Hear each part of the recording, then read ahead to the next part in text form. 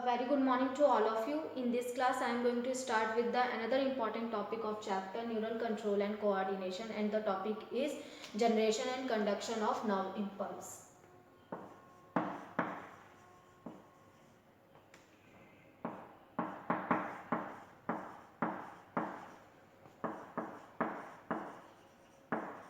Conduction of nerve impulse.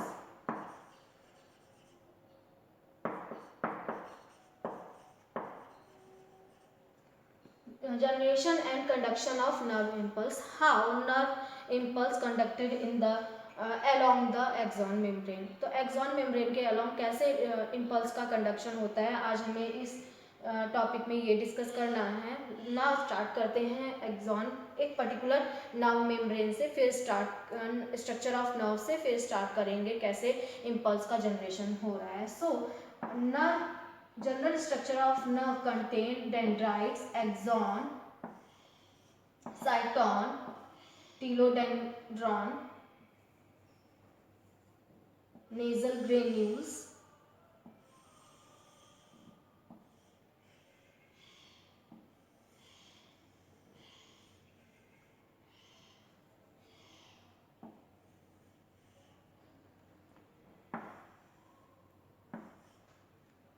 here is dendrite, cyton, axon, telodendron.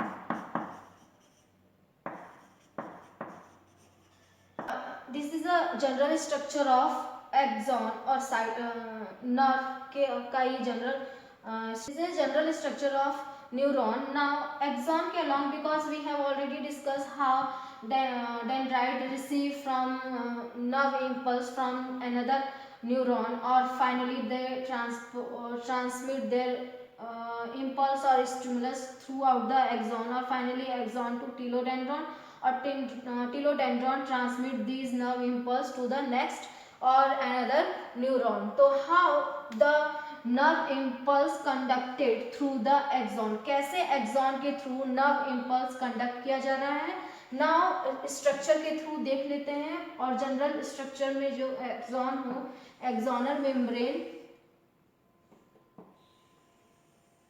here is membrane, cell membrane,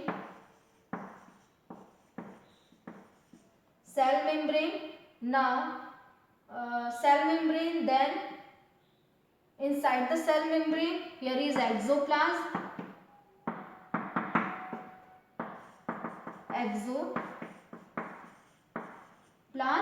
now inside actually में जब कोई भी impulse का transmission हो रहा है, देन द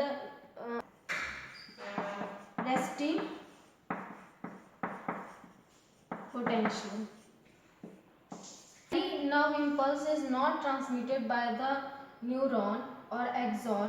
Axon के थ्रू जब कोई भी nerve impulse transmit नहीं होगा, that time of the axon is at resting potential. तो जो potential होगा इसका बोला जाएगा रेस्टिंग मेम्ब्रेन पोटेंशियल, क्योंकि इस टाइम एक्सॉन के थ्रू कोई भी नर्व इम्पल्स का ट्रांसमिशन नहीं हो रहा है.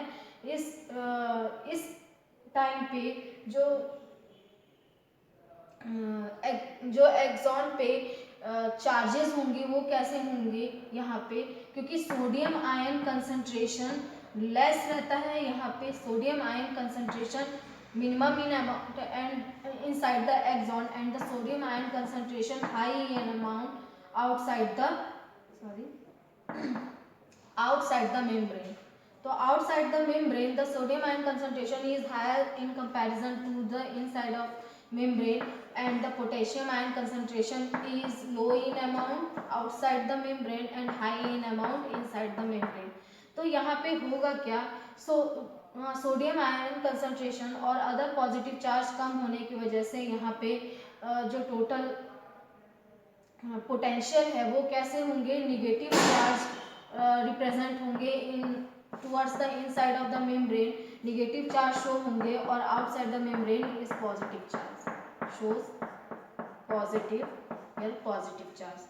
Similarly here is also negative and outside the membrane is positive.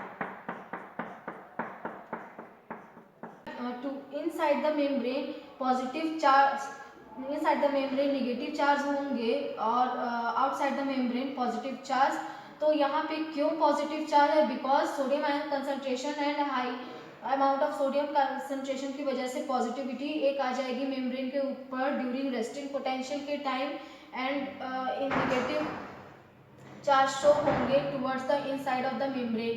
तो नेगेटिव चार्ज क्यों शो हो रहे हैं? Because the sodium ion concentration less in amount है sodium ion concentration, and also जो निगेटिवली चार्ज प्रोटीन होंगे इनसाइड द मेम्ब्रेन, और ये क्या होंगे, जो एक्सॉन है वो इम्परमिएबल है for the negatively charge protein. Axon membrane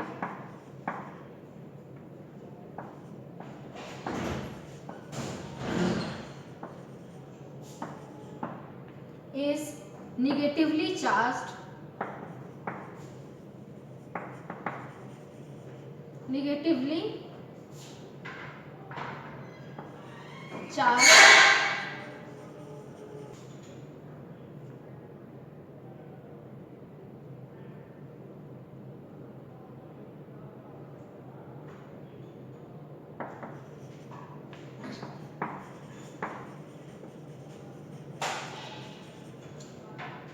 inside the membrane. अब इसके वजह से क्या हो गया कि जो एक्सॉन मेम्ब्रेन है slightly impermeable, they are impermeable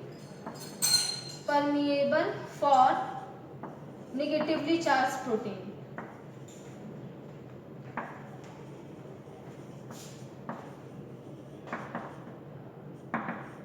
negatively charge protein के लिए ये क्या है, चार्ज प्रोटीन के लिए इम्परमिएबल है. सो द नेगेटिवली चार्ज यहाँ पे शो होने लग जाता है inside the axon membrane during the resting potential. When any stimulus is transmitted on these axon, क्या होगा, दे बिकम, एक्चुअली में इस टाइम रेस्टिंग मेम्ब्रेन पोटेंशियल के टाइम जो एक्सॉन होंगे वो क्या है, पोलराइज्ड है. क्यों है polarised?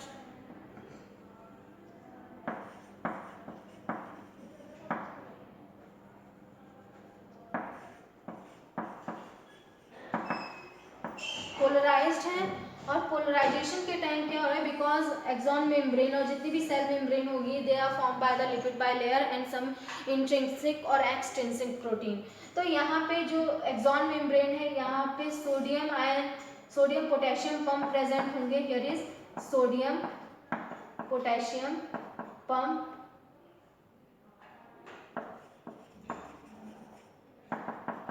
Sodium potassium pump present होंगे. सोडियम पोटेशियम पंप क्या करेंगे, पंप की जरूरत क्यों पड़ती है, क्योंकि ये एक्टिव ट्रांसपोर्ट करेंगे बाय द यूटिलाइजेशन ऑफ और हाइड्रोलेशन by the hydrolation of 1 ATP molecule. They transmit 3 sodium ion and 2 potassium ion, 3 sodium ion towards the outside of the membrane and 2 potassium ion towards the inside of the membrane.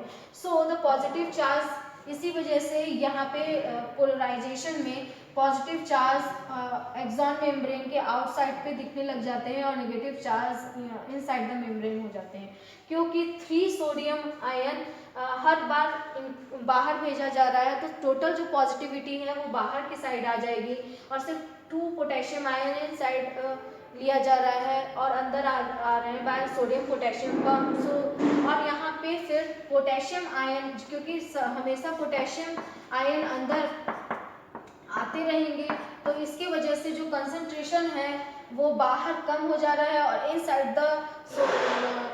The axon potassium ion increase कर जाएंगे with the number in comparison to sodium ion, so that the इसके increase ना हो पाए, resting maintain रहे, polarised, क्योंकि polarised है cell और यहाँ पे डीपोलराइजेशन ना हो. तो इसकी वजह से जो यहाँ पे पोटेशियम चैनल्स हैं ये विदाउट एनी यूटिलाइजेशन ऑफ, ये क्या करेंगे, पोटेशियम चैनल हमेशा पोटेशियम आयन को बाहर लीक करेंगे. तो ये लीकिंग चैनल्स होते हैं या पोटेशियम चैनल्स होते हैं जो हमेशा लीक करते हैं पोटेशियम आयन बाहर के side, outside the axon membrane. Now in this case for जिसकी वजह से यहाँ पे एक कंसंट्रेशन ग्रेडियंट वर्क करता है। कंसंट्रेशन ग्रेडियंट कैसे वर्क कर रहा है? Because to potassium ion always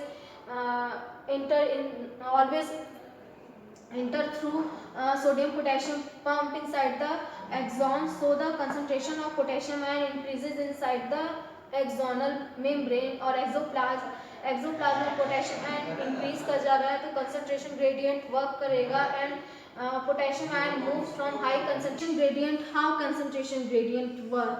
सबसे पहले यहाँ पे पॉजिटिव चार्ज, कैसे पॉजिटिव चार्ज शो हो रहा है? तो जब ये पोलराइज स्टेट में है। अब इम्पल्स कैसे ट्रांसमिट होगा? जब पर्टिकुलर मेम्ब्रेन डीपोलराइज्ड हो जाएगी। कैसे डीपोलराइज्ड होगा? पूरी मेम्ब्रेन एक साथ डीपोलराइज नहीं होता है, ये धीरे धीरे एक मतलब शॉर्ट सेगमेंट से स्टार्ट होते हैं और यहाँ से इम्पल्स कैसे यहाँ तक एक एक्सोनल एंड तक ट्रांसमिट होगा from the beginning to the end. Now depolarisation क्या है? When the certain portion of axon become negatively charged on the outside of the membrane and positively charged towards the inside of the membrane. Now here is negatively charged and here is positive. Similarly here is positive and here is negative. Now rest ऐसे ही कर देते हैं। तो कैसे ये impulse, अब impulse transmission हुआ है तो इम्पल्स ट्रांसमिशन के थ्रू सिमिलरली इसी तरीके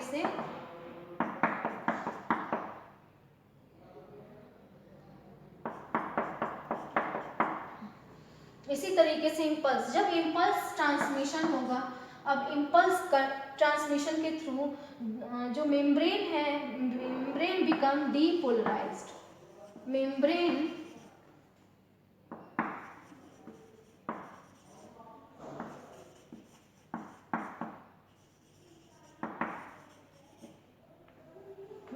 हाउ मेम्ब्रेन बिकम डीपोलराइज्ड? कैसे मेम्ब्रेन डीपोलराइज्ड हो जाएगी? एक्चुअली में नॉर्मल में यही होगा, लेकिन जब इम्पल्स का ट्रांसमिशन होगा तो ये जो मेम्ब्रेन है ये परमिएबल हो जाएंगे। This membrane become permeable for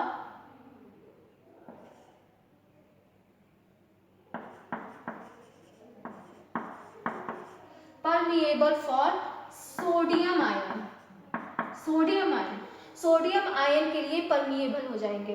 that means कि सोडियम चैनल्स ओपन हो जाएंगे। अब जब सोडियम चैनल ओपन हो जाएंगे तो सोडियम क्योंकि हाई इन अमाउंट है, यहाँ पे outside already high in amount है, तो सोडियम आयन मूव कर जाएंगे इनसाइड द मेम्ब्रेन। जहाँ पे मूव करेंगे वहाँ पे ये पॉजिटिविटी क्रिएट हो जाएगी इनसाइड द मेम्ब्रेन। तो मेम्ब्रेन के अंदर पॉजिटिविटी क्रिएट हो जाएगी, जिसकी वजह से अंदर पॉजिटिव है तो आउटसाइड क्योंकि जो चार्जेस होंगे वो अपोजिट होंगे। Inside the membrane sodium ion है तो जितने भी निगेटिवली चार्ज प्रोटीन है और आयन है वो सभी यहाँ पे आ जाएंगे, तो जो आउटसाइड द मेम्ब्रेन है पॉजिटिविटी क्रिएट हो जाएगी। और जो from A side here is B side, जो बी साइड है ना, जब sodium ion when became inside the membrane, so the positivity created on the inside of the membrane and current flow from positive to negative, positive से negative flow करेंगे। similarly here current flow from positive to negative from, so that current कैसे flow करेगा on the outside of the membrane B side से A side की तरफ और from inside the membrane A side से B side की तरफ current flow हो जाएगा from positive to negative. Now in this case फिर अगेन इम्पल्स का कैसे ट्रांसमिशन होगा? बस एक बार स्टिमुलस दिया जाता है, डीपोलराइजेशन। अब जब मेम्ब्रेन के जब स्टिमुलस यहाँ पे दिया जाएगा मेम्ब्रेन पे, जो मेम्ब्रेन पे चैनल्स प्रेजेंट होंगे सोडियम आयन के लिए ये ओपन हो जाएंगे और मेम्ब्रेन परमिएबल हो जाएगी फॉर सोडियम आयन, और सोडियम अपने कंसंट्रेशन ग्रेडियंट के अकॉर्डिंग मूव कर जाएंगे because the sodium ion concentration on the outside the membrane is high in number and inside the membrane is less in number, so sodium ion move from outside the inside, from outside to inside, and sodium ion के आने की वजह से the positivity change हो जाएगी और जो charges हैं ये चेंज हो जाएंगे, नेगेटिव टू पॉजिटिव में कन्वर्ट हो जाएंगे and positive to negative, and current flow in the direction of positive charge to negative charge. Similarly from on the outside of the membrane यही प्रोसेस होगा, positive to negative charge. लेकिन ये जैसे ही current flow होंगे वैसे ही जो membrane है ये क्या होगा, रैपिड इनफ्लक्स होगा सोडियम आयन का, और इसके बाद तुरंत मेम्ब्रेन रीपोलराइजेशन में चली आएगी. तो मेम्ब्रेन रीपोलराइजेशन में कैसे आएगी, यहाँ पे after depolarisation A side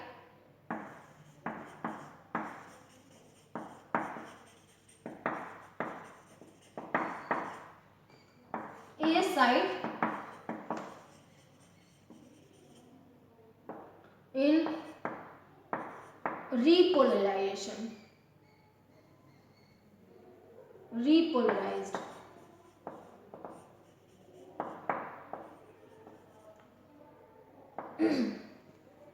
repolarised हो जाएंगे, जो मेम्ब्रेन है ये रीपोलराइज्ड हो जाएंगे. तो इसी तरीके से यहाँ पे जो पोलराइजेशन है वो कैरी नर्व का इम्पल्स होगा. अब रीपोलराइजेशन कैसे हो रहा है, यहाँ पे डायग्राम के पोलराइज कैसे हो जा रहे हैं. Generally sodium ion inside the exoplasm is less in amount in comparison to the outside of the membrane, where sodium ion greater in amount. That means कि जो concentration होगा सोडियम आयन का concentration outside the membrane is high in comparison to potassium ion, because in this case sodium potassium pump act as a active transporter और active transport protein की तरह work करेंगे and transport 3 sodium ion from inside to outside the membrane, sodium ion, and from out to inside 2 potassium ion carried out through this sodium potassium pump. Or with the increase in the potassium ion concentration increases inside the cell, so जो potassium ion channels और ये potassium channel leaking की तरह work करेंगे. they leak potassium ion through out the this channel or through the channel towards the outside. Now the concentration of potassium ion, अब क्या होगा कि ये पोटेशियम आयन के कंसंट्रेशन को मेंटेन करने के लिए वर्क कर रहे हैं और हेल्प कर रहे हैं. लेकिन इन दिस केस क्या होगा कि जिसकी वजह से ये नेगेटिव चार्ज इनसाइड बढ़ जा रहा है, because the sodium ion concentration toward the outside is higher in comparison to inner side, and the 3 sodium ion always transport through via sodium potassium pump, and 3 number of sodium ion हमेशा भेजा जा रहा है towards the outside against the concentration gradient, because क्योंकि already यहाँ पे sodium ion concentration कम है और कंसंट्रेशन ग्रेडियंट यहाँ तो वर्क नहीं करेगा. सो एनर्जी यूटिलाइजेशन के थ्रू और हाइड्रोलिसिस के थ्रू, एटीपी हाइड्रोलिसिस के थ्रू 1 एटीपी यूज़ की जाती है और 3 सोडियम आयन को बाहर भेजा जाता है, और इस वजह से इसकी जो पोलैरिटी है वो मेंटेन रहती है. अब यहाँ पे जो सोडियम पोटेशियम आयन है इसे कैसे ये भी इंक्रीज हो रहे हैं, इंक्रीज कर रहे हैं, तो इनकी अब ये पोलराइज्ड रहे हैं हमेशा. तो जो मेम्ब्रेन है एक्सॉन मेम्ब्रेन ये स्लाइटली परमिएबल हो जाते हैं फॉर पोटेशियम आयन, और दे ओपन पोटेशियम, एक्चुअली में पोटेशियम आयन चैनल्स हमेशा ओपन रहते हैं. They leak potassium ion towards the outside of the axon membrane, because यहाँ पे कंसंट्रेशन ग्रेडियंट वर्क करेगा, क्योंकि ये चैनल्स ऑलवेज ओपन रहेंगे. तो हाई से मॉलिक्यूल से हाई कंसंट्रेशन से लो कंसंट्रेशन की तरफ पोटेशियम आयन मूव कर जाएंगे, बिकॉज यहाँ पे ऑलरेडी लो कंसंट्रेशन है और यहाँ पे हाई कंसंट्रेशन है. तो इसलिए यहाँ पे जो चैनल्स है यहाँ पे वर्क करेंगे ना. अब ये पोलराइज्ड स्टेट है, जो मेम्ब्रेन का स्टेट है ये पोलराइज्ड स्टेट है. जब भी कोई इम्पल्स ट्रांसमिट होगा यहाँ पे, तब एक्चुअली में होगा क्या, तब पोलराइजेशन कैसे इनका डीपोलराइजेशन में चेंज हो जाता है. डीपोलराइजेशन में कैसे चेंज होगा डायग्राम के थ्रू देख लेते हैं कैसे होगा. Here is positive charge and inside the membrane is negative charge. और फिर से जो इम्पल्स है यहाँ पे जो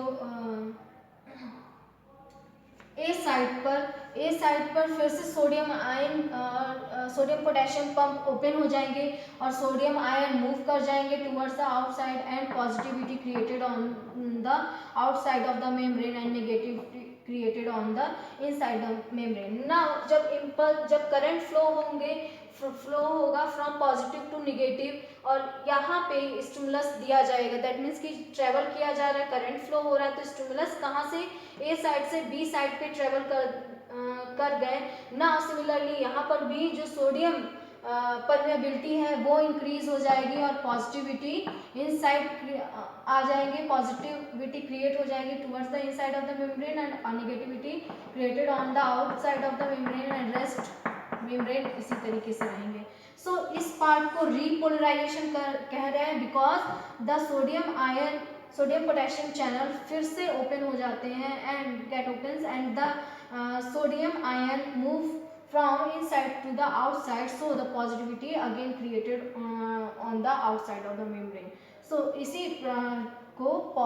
इसी को क्या बोला जा रहा है, रीपोलराइजेशन। और रेस्ट क्या होगा इसी तरीके से। फॉर एग्जांपल अब बी साइड पे भी सोडियम आयन परमिएबल हो गया है, बी साइड परमिएबल हो गया है फॉर द सोडियम आयन, तो यहाँ पे पॉजिटिविटी क्रिएट हो जाएगी inner side of the membrane, created on the inner side of the membrane and positivity create होने की वजह से अगेन करंट मूव करेगा for positive to negative and here positive to negative again depolarization carried out होगा और from depolarisation के वजह से फिर से यहाँ पे फिर जो करंट है ये फ्लो करेगा यहाँ पे और फ्लो होने की वजह से current positive to negative flow कर रहा है और पॉजिटिव टू निगेटिव फ्लो करने की वजह से और फिर से यहाँ पे रैपिड इन्फ्लक्स होगा सोडियम आयन का और सोडियम पोटेशियम पंप ओपन हो जाएंगे और ओपन होने की वजह से with the help of ATP hydrolysis 3 sodium ion move towards the outside and 2 potassium ion move towards the inside of the membrane. So the जो पॉजिटिविटी है अगेन यहाँ पे बाहर की साइड क्रिएट हो जाएगी तो फिर से ये कन्वर्ट हो जाएगा रीपोलराइजेशन में। रीपोलराइजेशन और पूरे मेम्ब्रेन पे इसी तरीके से नर्व का इम्पल्स का ट्रांसमिशन होता है, मतलब कि करंट फ्लो करेगा पॉजिटिव टू निगेटिव लास्ट तक इसी तरीके से आते हैं बहुत रैपिडली। ये सभी जितने भी प्रोसेस है डीपोलराइजेशन एंड पोलराइजेशन, जैसे ही ये एंड तक पहुंचते हैं जब इम्पल्स किसी अनदर नर्व को देना है तब कैसे इम्पल्स का ट्रांसमिशन होगा ये हम देखते हैं।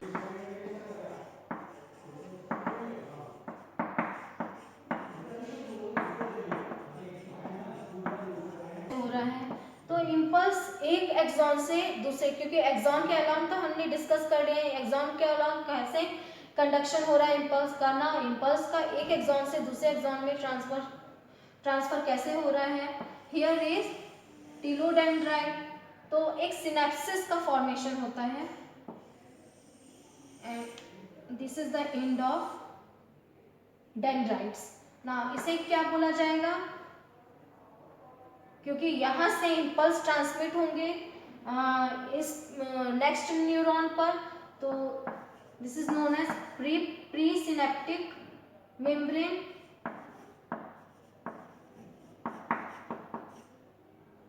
Pre synaptic membrane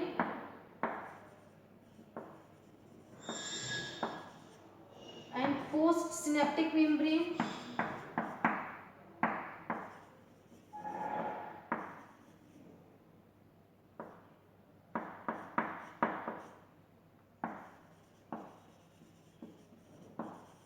Here is synaptic cleft.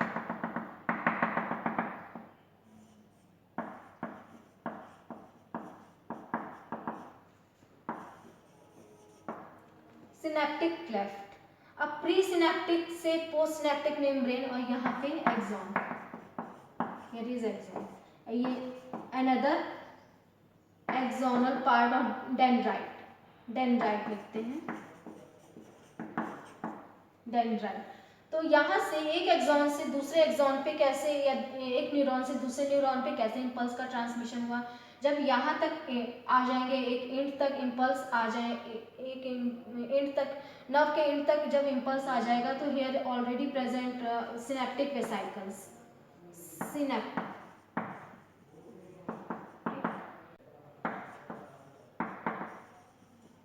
Synaptic vesicles.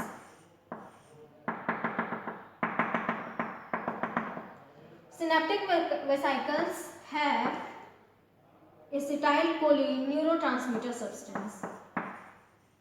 Neurotransmitter substance that is acetylcholine.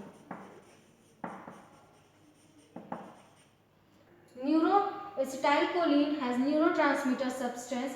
अब न्यूरोट्रांसमीटर सब्सटेंस क्या है, acetylcholine, which is filled in the synaptic vesicles. अब जब इम्पल्स ट्रांसमिट हो जाएगा एट द एंड, तब क्या होगा, ये vesicles fuse with the membrane of the pre synaptic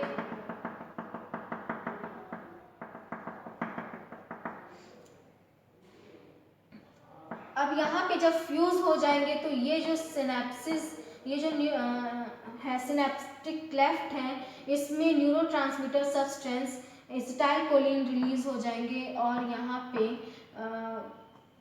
वो जो सिनेप्टिक क्लेफ्ट है इसमें फिल हो जाएंगे। This neurotransmitter substance receive by the post synaptic membrane, receive कर लिए जाएंगे। अब इसके वजह से क्या होगा, अब ये स्टिमुलस एसिटाइलकोलिन की वजह से ये फ्रॉम एक न्यूरॉन से दूसरे न्यूरॉन पे ट्रांसमिट हो जाएगा। तो जो न्यूरॉन जहाँ से इम्पल्स का ट्रांसमिशन हो रहा है, this is known as pre synaptic membrane, और इन बिटवीन जो सिनेप्सिस का फॉर्म हो रहा है दो के बीच में, इसे बोला जा रहा है सिनेप्टिक क्लेफ्ट। और पोस्ट सिनेप्टिक मेम्ब्रेन जहाँ पे इम्पल्स को ट्रांसमिट करना है, this is post synaptic membrane. Now in this case synaptic vesicles, when the impulse ended, the synaptic vesicle diffuses with the synaptic membrane, presynaptic membrane, and release their acetylcholine substance in between the two neuron, that is in the synaptic cleft में release कर दिए जाएंगे, which is receive by the receptors, and receptor ये अंदर signalling start कर देंगे और signalling के थ्रू यहाँ पे एक इम्पल्स फिर से जनरेट हो जाएगा नर्व जो दूसरा न्यूरॉन है उसके, और फिर से यही जो कंडक्शन है नर्व इम्पल्स का throughout the axon membrane travel करेंगे, और फिर जब तीसरे न्यूरॉन पे पहुंचेंगे तो सेम यही प्रोसेस होगा। Synaptic vesicle diffuses with the synaptic membrane and release their acetylcholine in the synaptic cleft, and acetylcholine is received by the receptor which are present on the postsynaptic membrane, and finally start signaling inside the membrane। और यहाँ पे signalling के through जो क्या होगा, एक signalling start हो जाएगी, सिग्नलिंग के थ्रू ना मेम्ब्रेन स्टिमुलाई रिसीव कर लेंगे, और स्टिमुलाई रिसीव करने से यहाँ पे फिर से पोलराइज्ड जो electrical current flow from one neuron to another neuron. कैसे इलेक्ट्रिकल करंट फ्लो होगा एक न्यूरॉन से दूसरे न्यूरॉन तक, due to the presence of neurotransmitter substance acetylcholine which is filled in the synaptic vesicles, or these synaptic vesicles are synthesized by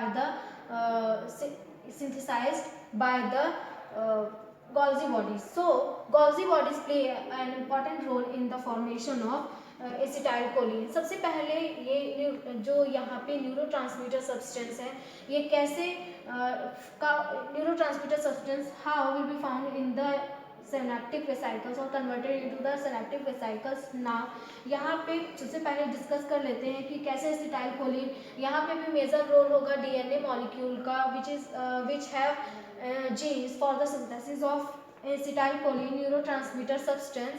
और यहाँ पे ये एज ए न्यूरोट्रांसमीटर सब्सटेंस कैसे प्ले होते हैं, कैसे सिंथेसाइज होंगे, they are synthesise from the cell of neuron और cell organelle, these are Golgi body.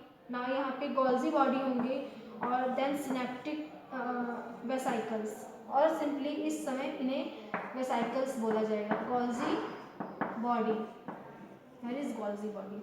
जब भी प्रोटीन सिंथेसिस होगी तो प्रोटीन शॉर्टिंग कैरिड आउट होगा। Due to the protein sorting, जो भी प्रोटीन सिंथेसाइज हो रहे हैं by the translation process, they are वहाँ पे प्रोसेसिंग होगा, process by the Golgi body, और प्रोसेस करके उनकी शॉर्टिंग की जाएगी और कन्वर्ट कर दिया जाएगा in the special type of neurotransmitter substance.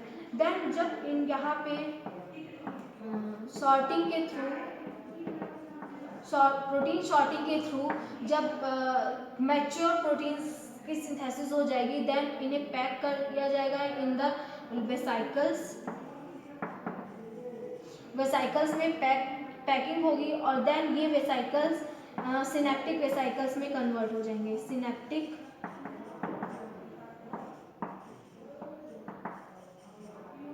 converted into the synaptic vesicles, then these synaptic vesicles fuses with the presynaptic membrane, और मेम्ब्रेन से फ्यूज करके ओपन हो जाएंगे and transport their neurotransmitter substance और acetylcholine in the synaptic cleft, और in the जब ये synaptic cleft में फिल हो जाएंगे then it can be received by the receptors which are present on the post synaptic membrane, और फिर इसी के थ्रू जो इलेक्ट्रिकल करंट है they are transmitted from one axon to another axon. जो electrical here is electrical current transport होते हैं from one axon से दूसरे एक्सॉन तक, एक एक्सॉन से दूसरे एक्सॉन में ट्रांसपोर्ट हो जाएंगे और ट्रांसमिट हो जाएंगे इजीली। तो यहाँ पे मेजर रोल है एसिटाइलकोलिन का और सिनेप्टिक वेसाइकल्स का।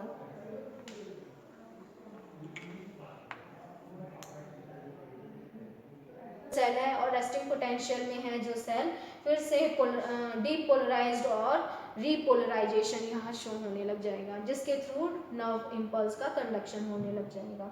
सो ओवरऑल क्या है, कैसे इम्पल्स का ट्रांसमिशन हो रहा है, सोडियम आयन चैनल्स के थ्रू और sodium ion sodium potassium pump के थ्रू ये डिफरेंट रोल प्ले कर रहे हैं in the conduction of nerve impulse. Then acetylcholine neurotransmitter substance also play an important role in the conduction of nerve impulse from one axon to another axon. So इसी तरीके से पूरी process होगा और इन जो इम्पल्स का कंडक्शन है इसी तरीके से होगा। नेक्स्ट क्लास में हम नेक्स्ट टॉपिक डिस्कस करेंगे।